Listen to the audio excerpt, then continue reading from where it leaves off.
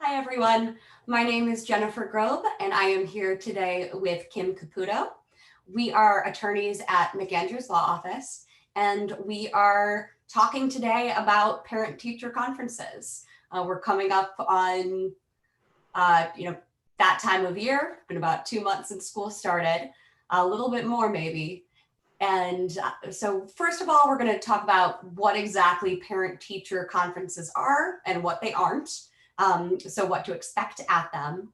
We're going to go through some potential questions to ask during your parent-teacher conferences to get the information you need. And then some options available to you after the parent-teacher conference if you feel that there are still some concerns about your child's education that need to be addressed. So first, we're going to turn it over to Kim to tell us a little bit about what parent-teacher conferences are and aren't. Thanks, Jen. Hello, everybody, and thank you very much for tuning in. Before I jump in, I wanted to remind all of you that the McAndrews website and library has a number of these filmed sessions on a variety of topics. Jen and I made a decision today that we wanted to keep it really short and succinct so that you could have small bites of information to take in with you to an upcoming parent-teacher conference. But rest assured, if we're talking about something, say, for example, like progress monitoring, you can log in and find a video that takes a real deep dive into that topic. And don't hesitate to do that. Knowledge is power, and your interest might just be piqued a little bit today, and know that there are additional resources out there for you. All right, so what is a parent-teacher conference and what isn't a parent-teacher conference? In the world of special ed, I always like to remember and remind myself that a child with an IEP is a child first. So a third grade child with an IEP is a third grade child. He or she, in addition, has an IEP. I changed my screen background for today. I am not somewhere in California, but I chose a bridge because I think it goes really nicely with this concept. A grade standard is what is being taught to what should be all children. So if you're in third grade, there are certain curriculum standards in reading, in math, in writing. All children, including children with disabilities, are to be exposed to those standards. The bridge behind me is that IEP. That IEP is the bridging mechanism, the mechanism of support to a child so that he or she can access that grade standard. So that brings us to, what is a parent-teacher conference? Well, for a typically developing child, a parent-teacher conference is an opportunity for parents to sit with a regular ed teacher who is the expert on what is being taught at that point in the year to fill in the blank. Fifth graders in science, eighth graders in math, high school students in history. And that regular ed teacher is sharing with parents how a child is doing in each of those areas. Well, as a parent with a child with an IEP, that's your conference too. That exact same conversation should happen. However, there's that kitty cat. However, in addition to that conversation, the conversation about, well, how is my child with an IEP doing in making progress to fourth grade reading, eighth grade algebra? There's a second conversation, and this is the conversation that is special and individualized for parents who have a child with an IEP. And that conversation is, how is my child doing in terms of progressing across that bridge? What is my child's IEP progress monitoring? That's a big word, progress monitoring, and it means something very specific. most IEPs, and Jen's looked at hundreds, I've looked at hundreds, most IEPs talk about reporting on IEP progress during report card conferences. So I just want to make sure before I turn it over to Jen that all of you appreciate you get two things in a parent-teacher conference. Yes, you should be getting progress reports on your IEP goals, but that's not all that conference is. And you should be ready and expecting additional information. And that is great. Across the bridge is end of year for 5th graders, for 8th graders. Has my child been progressing across that bridge to that standard? So I don't think I left anything out about what is a parent-teacher conference. Jen, if I did, I know you'll clean it up for me, and maybe you could tell us a little bit about progress monitoring. You nailed it. It's a parent-teacher conference is touching base on both the progress within the IEP and within that general curriculum. And it is not an IEP meeting. It is not an opportunity, or it is not a venue where the teacher has the ability to unilaterally change what's in the IEP or to allocate resources. It is touching base to see how things are going. And if things aren't going so well, maybe you do need an IEP meeting with the full team. So, but to make that determination, you got to have a productive conversation with the teacher.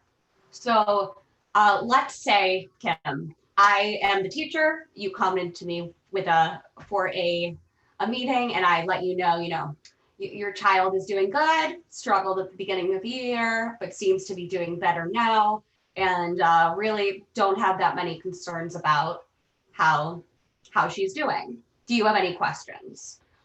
What are some questions you might have for me as the teacher?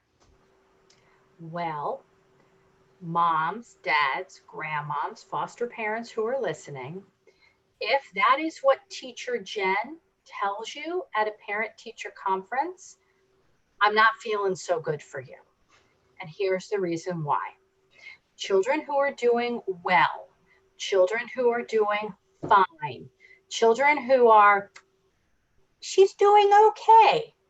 That is comforting on a parent's ear, but it doesn't really tell you anything. That when you really look behind those words, good, well, no concerns, that doesn't tell you anything. It doesn't tell you anything about what's on the other side of this bridge to the grade standard. And it certainly doesn't tell you anything about IEP goals. You sat for a long time at your most recent IEP meeting and worked for a long time on IEP goals, acquiring skills, mastering skills. You talked about probes and how often probes would be given. Good, well, fine. That doesn't say anything about that work. It kind of ignores that work. And so if that's what teacher Jen says to you in your parent-teacher conference, what that suggests to me is there's an effort to shift. They are shifting the responsibility away from themselves and putting it on you. All right, so we're going to give you some things to ask because they now have shifted responsibility. I think a good thing to ask first as to what's on the other side of the bridge, the grade standard, you can say, well, I'd like to know a little bit more about what doing well means or looks like. Can you share with me, let's say the child's name is Tom. What are Tom's beginning of year assessment results? That will help me as Tom's mom, dad, grandmom, foster mom, understand better what you mean when you say Tom is doing fine. Beginning of year assessments. What's Kim talking about? What I'm talking about is almost every public school and charter school in Pennsylvania administers what's called benchmarks. Benchmarks are assessments given at least 3 times a year: beginning of year, middle of year, end of year. These don't have anything to do with IEP goals. They have everything to do with what's on the other side of the bridge, how that child is progressing, reading, math. Sometimes they do it in writing. As kids get older, sometimes they do it in science. But absolutely reading and math, how the child is doing at the grade level. So they're exposed in the assessment to 8th grade math. They're exposed in the assessment to 4th grade reading. And you can say, how did Tom do? What are those results? The teacher should be able to pull those right up electronically, because that's how they are stored, electronically. This is not something that you have to wait for. Oftentimes, it's not a test result that is shared with parents. It's not like it came home in the backpack. I don't want you to get all crazy like, oh, I missed a test. I missed a test. Teachers send home teacher-made tests, or those might be logged on to like Schoolology or SchoolNet for you to look. Those are tests and quizzes given by the teacher. This is something different. It's an assessment given district-wide to all kids on particular days. So ask to see or ask for them to share what are the beginning of the year assessments. Those will absolutely have been administered by the time you are in a parent-teacher conference in November 2020. The second thing you can ask for is, okay, thank you for sharing the beginning of year assessments. Can you please share with me my child's progress monitoring on IEP goals? That's a separate thing. And that, how that is presented to you, is going to be defined by what the IEP says. Sometimes it says it will be progress monitoring will be an average of classroom-based assessments. Sometimes it says 2-3 minute probes will be given to a child. And so what you will be presented with, or should be presented with, if we're in November, that probing should have happened a few times in September, a few times in October, and then a few times in November. You'll see little dots on a graph. If you're seeing dots on a graph, that is progress monitoring on IEP goals. It is not the beginning of year assessments. So when you ask for those two things, you've got two really big puzzle pieces about your child and his or her academic performance. Now, Jen and I know, and we know that you know, that IEPs are about academics, but they can be about a whole lot more. So I'm going to give Jen a chance to share some info on how can you find and gather those other puzzle pieces about your child in that parent-teacher conference. Absolutely. So, and I think that it's a really important point you made, that there are different types of assessments that we're pulling together to look at where the child is and how their progress is going. And we've got these benchmark assessments, which are different than curriculum-based assessments. And the benchmark assessments will usually have a name associated with them, like it might be Ames Web, it might be assessing the Fontes and Pinnell's levels. Some schools are using iReady. You'll usually hear some sort of program name associated with what those benchmarks are. So you'll know that that's what you're looking at. And in contrast, the IEP goals are completely individualized to the child.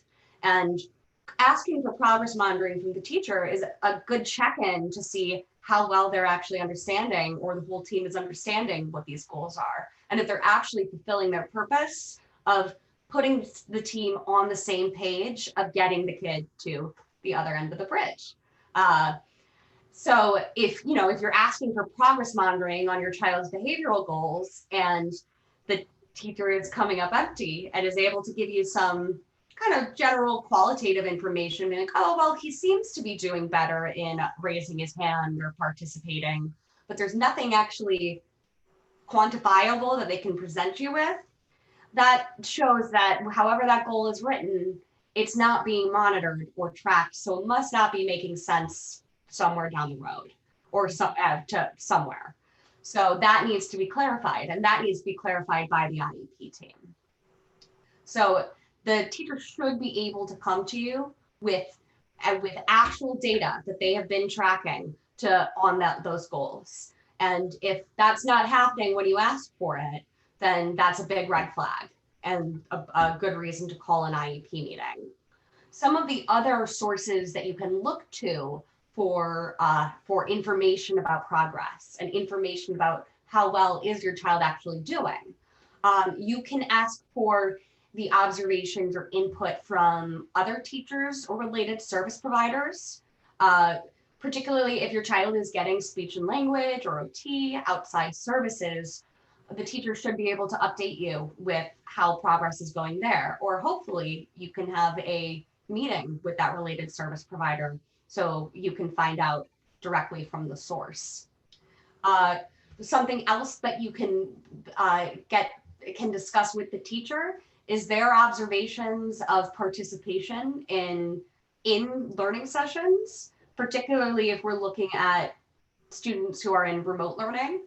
What if they are tracking or noticing participation, and what information they have collected that they can share with you about your child's participation in the remote learning process. Also, you have really critical information to bring to the table if remote learning is still a big component of your child's educational plan, because you are the one who is directly observing behaviors and engagement in the curriculum. So please don't be afraid to bring that progress monitoring to the teacher and let them know, here's what you've observed, and here you have not seen any improvement in these areas. Some other data you might want to look at is kind of historically, how much progress has your child made in this amount of time? Are we looking at really low progress right now compared to what was happening last year? Are we falling even further behind grade level standards when we're looking at that? So kind of looking at it as part of the bigger picture and looking back and seeing how far you've gotten so far is another helpful component of progress monitoring and determining where your child is. Kim, do you think that there are any other pieces that we should be looking in on to assess where we are?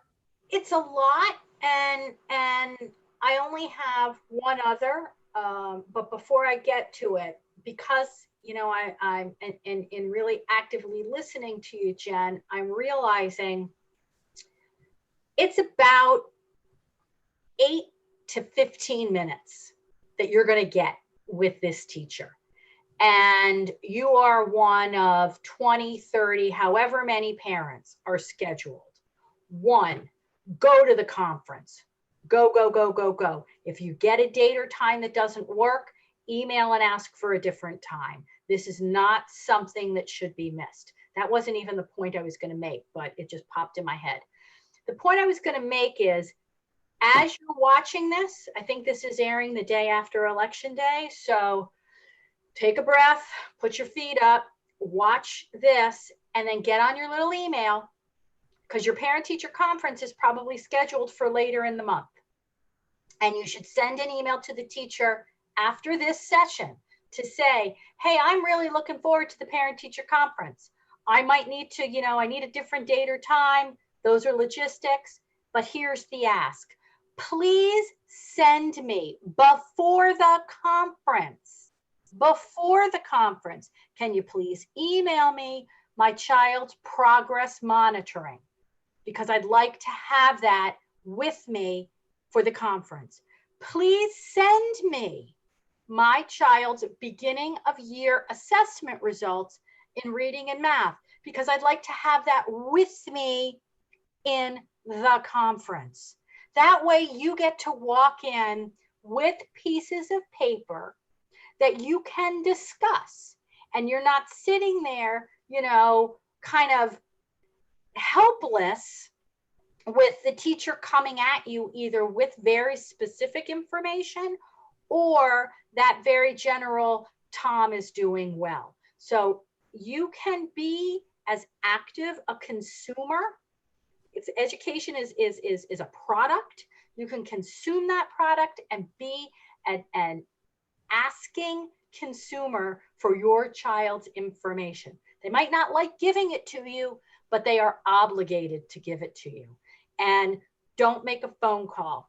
Use email. I'm not even a huge fan of texts anymore because people change their cell phone service, texts get lost, and email seems to be the thing that lasts the longest. Send that email to the teacher and ask for it. The only other data piece that I thought of, and it's not applicable to all kids, but some kids have what's called one-to-one support, or PCA. PCA stands for Personal Care Assistant Support. Sometimes that support is in place to help with academics. Sometimes it's in place to help with behavior. Sometimes it's a combination of both. What I have found is that those individuals sometimes have a perspective that is different than the teachers, particularly in this world of virtual education. Some parents that I am helping are sharing with me their child's schedule, and what we see when we look at that schedule is the child is in a teacher-led session for part of the day, but a significant amount of time is spent in a breakout room, in a Zoom room, in a different environment, and the teacher is not there. It's the one-to-one is there. Maybe that's where the speech therapist is. And so that would be input and information from other eyes and ears that have contact with the student that I would think a parent would want to hear from. That sort of puts the teacher in a difficult position because remember, it's 8, 10, maybe 15 minutes tops that you get.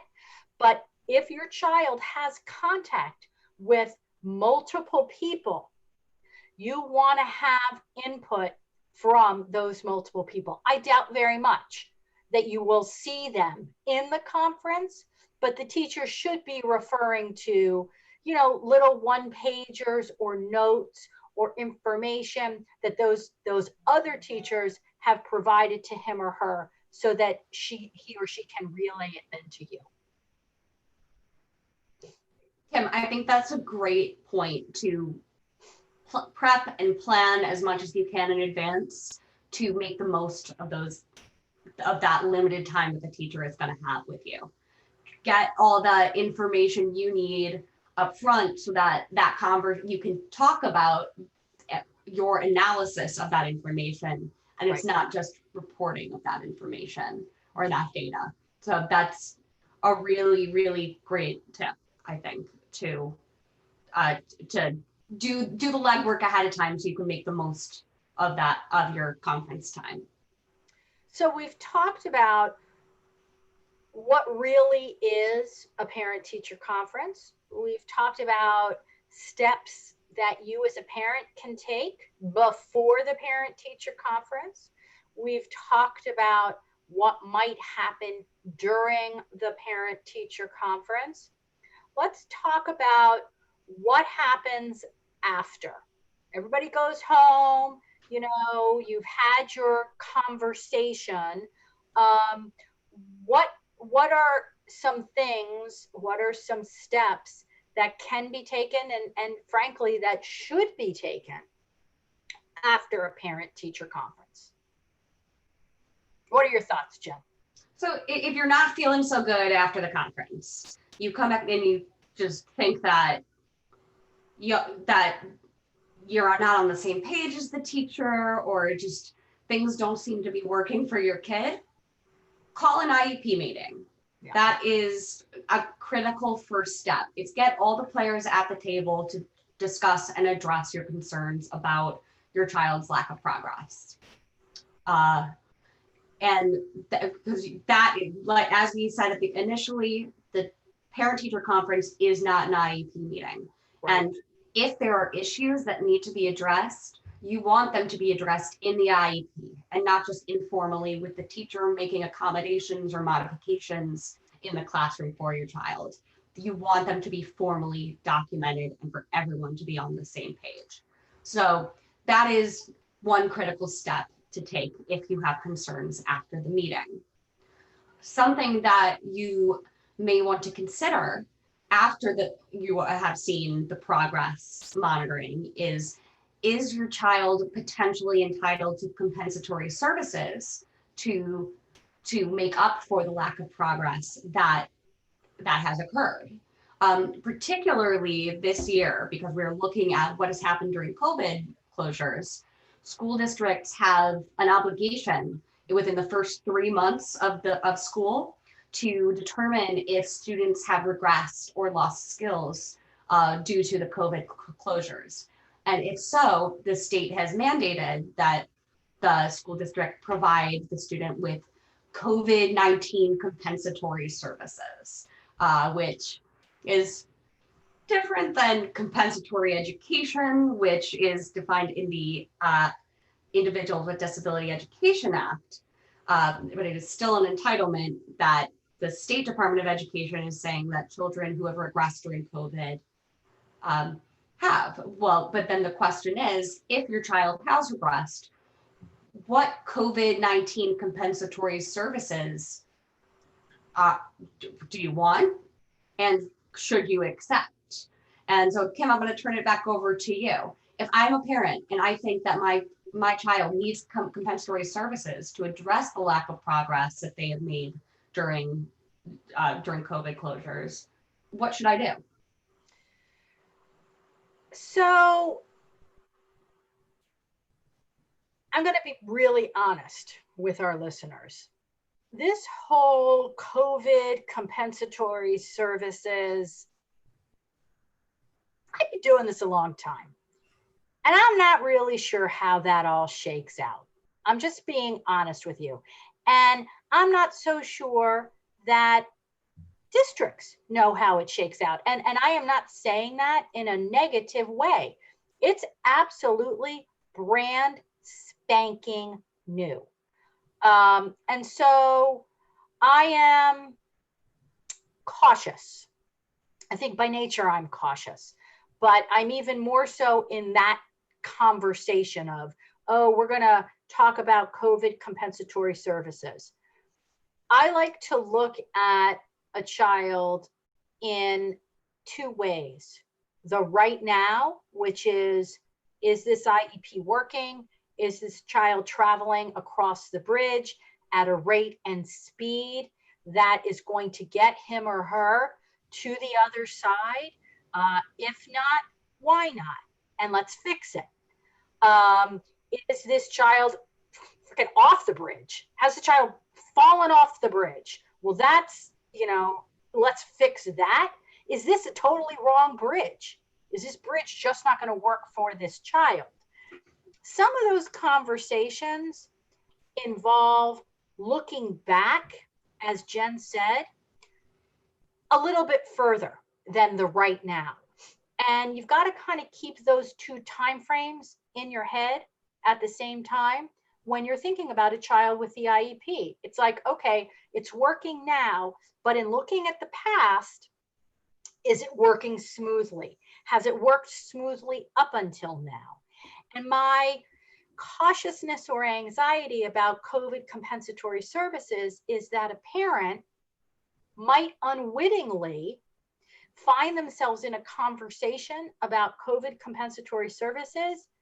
And that conversation should really be about IDEA compensatory education services because the bridge was broken for a long time. And what we're seeing now is a product of that.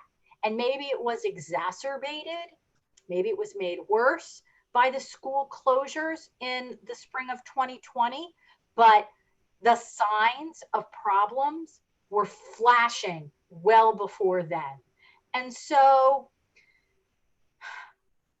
I would suggest, honestly, if a parent walks away from a parent, let me do it this way. If a parent asks for information before a parent-teacher conference and gets nothing, if a parent asks for information before a parent-teacher conference, gets it, and then does not get questions answered about that information in the parent-teacher conference, or if the parent-teacher conference, it feels like a completely different language is being spoken that doesn't make sense with what the scores are in the information that you've been provided, I think rather than the parent saying, let's talk about compensatory services, that's a good time for what I like to call an education checkup. We are a firm of lawyers that specialize in special education. If you have records and if you have concerns, we can absolutely talk them through with you.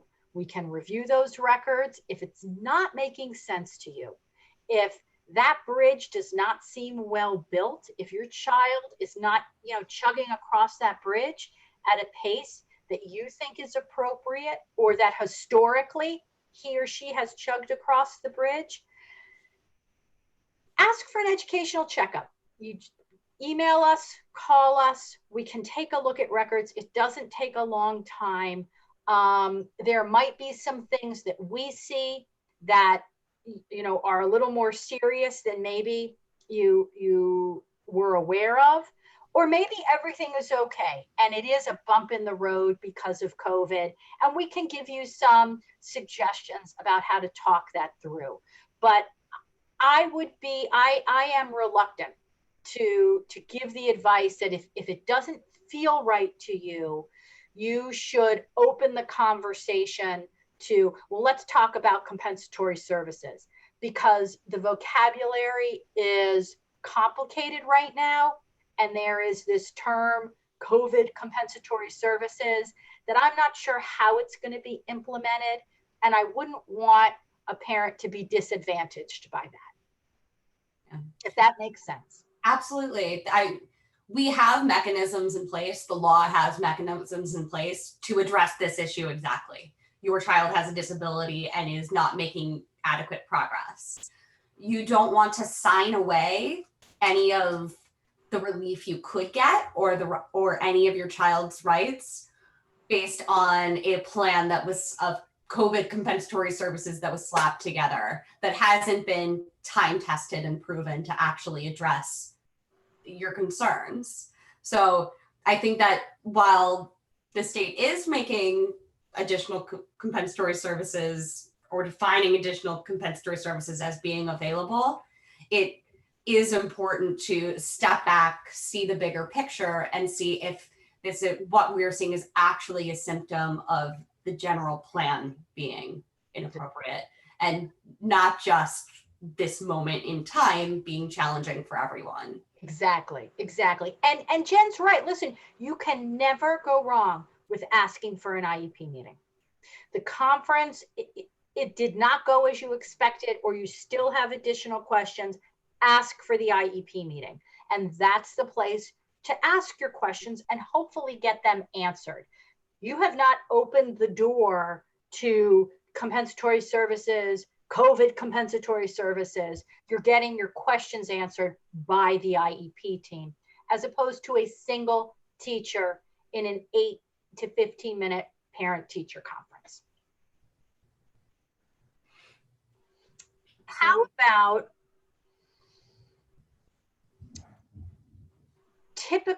not typical, because it's never typical in this world,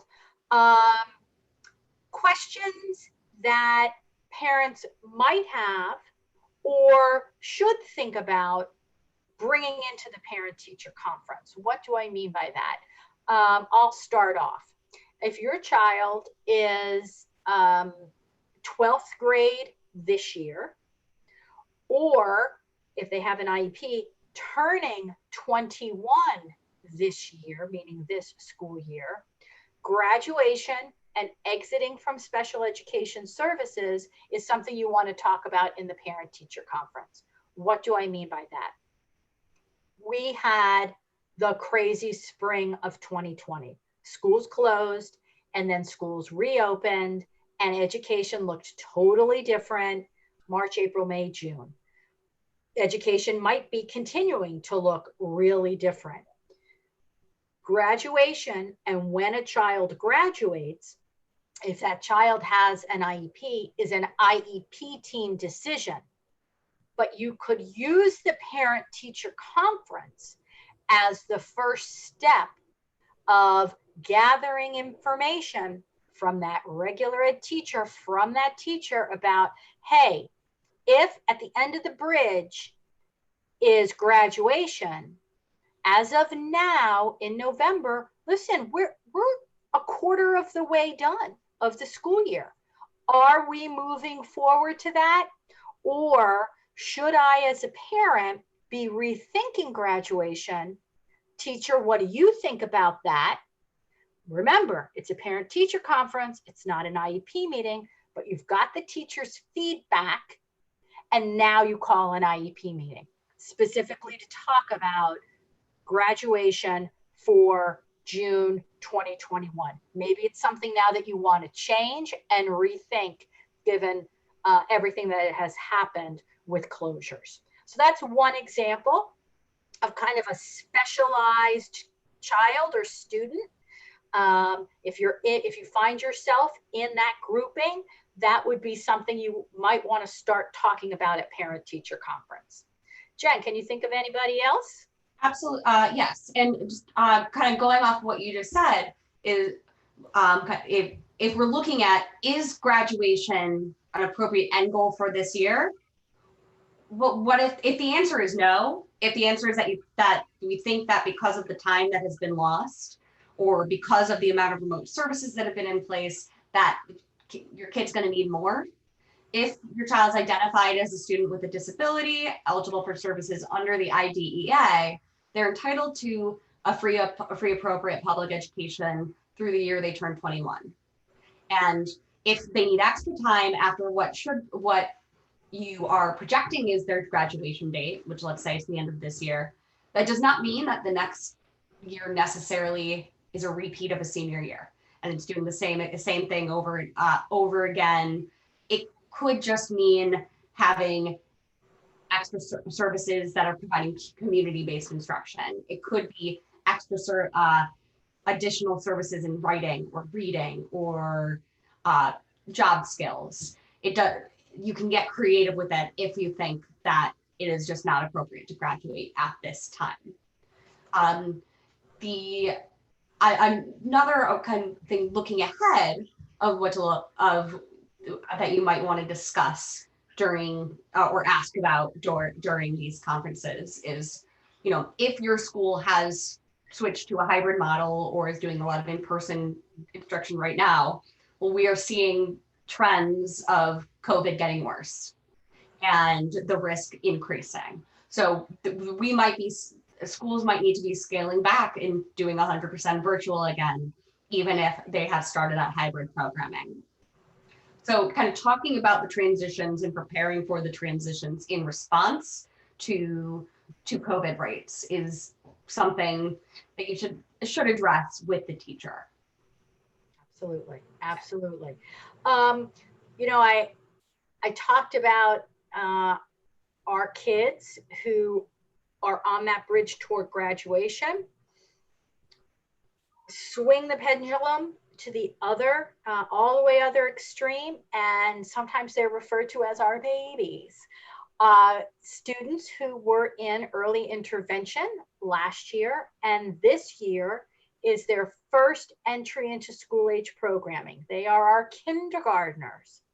If you are tuning in as a parent, grandparent, foster parent of a student who this year is their first year in kindergarten, and last year they were in early intervention, this is a very good time for you and your parent-teacher conference with that kindergarten teacher to get some clarity on where is that process of transitioning from early intervention to school age programming.